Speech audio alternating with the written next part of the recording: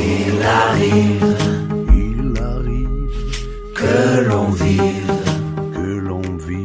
que l'on prenne le temps, que l'on prenne le temps. Bonjour à tous et bienvenue dans une nouvelle chronique 100% bien-être. On va s'intéresser à un sujet insolite. Eh oui, les pauses café ne servent à rien. En effet, même répétées toutes les heures pendant 10 minutes, ces petites pauses café ne peuvent rien contre la fatigue mentale qui s'empare des travailleurs de bureau. C'est la sentence formulée par une équipe lituanienne. Seule la pause déjeuner permet de recouvrir nos fonctions cognitives du niveau du matin. Alors pourquoi, à part la pause déjeuner, on est toujours aussi fatigué après les pauses café de la journée? Tous ceux qui travaillent dans un bureau face à un ordinateur en sont convaincus.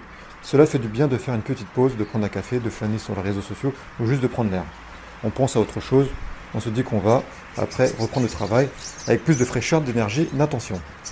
Les psychologues lituaniens ont fait le test. Ils ont demandé à 18 jeunes hommes en bonne santé de simuler une journée de 7 heures de travail dans un bureau en faisant des pauses de 10 minutes toutes les 50 minutes.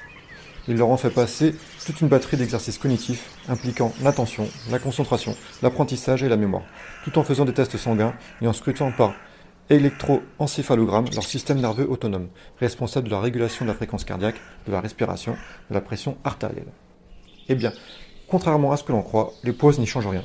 Le temps de réponse et les fonctions cognitives déclinent immédiatement au long de la journée. Il faut un repos de 4h30 pour voir les effets de la fatigue mentale disparaître. Faut-il alors ne plus faire de pause pendant toute la journée? Non. Cette étude ne montre pas que les courtes pauses ont un effet négatif, juste qu'elles n'ont pas l'effet positif espéré. On exagère les bienfaits de ces moments où l'on coupe l'attention, où l'on pense à autre chose. Pour les chercheurs, les choses sont plus simples.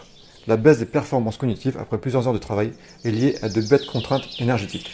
Notre cerveau a besoin d'abord et avant tout d'un apport constant de glucose et d'oxygène pour maintenir des performances cognitives optimales. Du coup, la pause déjeuner, donc, devrait avoir un impact. Et oui. Et c'est même la seule pause qui, lors de l'expérience, s'est avérée efficace contre la fatigue mentale. Après avoir mangé, la mémoire de travail recouvre son niveau du matin. Sans doute parce que le taux de sucre dans le sang remonte. Cela ne fait pas de mal de prendre un petit café, de flâner sur internet ou de prendre un peu l'air. Mais on se fait une mauvaise idée du fonctionnement de nos neurones. Ils n'ont pas tant besoin de pause café. Ils ont surtout besoin de carburant. Ce sera tout pour aujourd'hui. Je vous laisse en compagnie de la radio 100%. Je vous dis à la prochaine. Bye bye.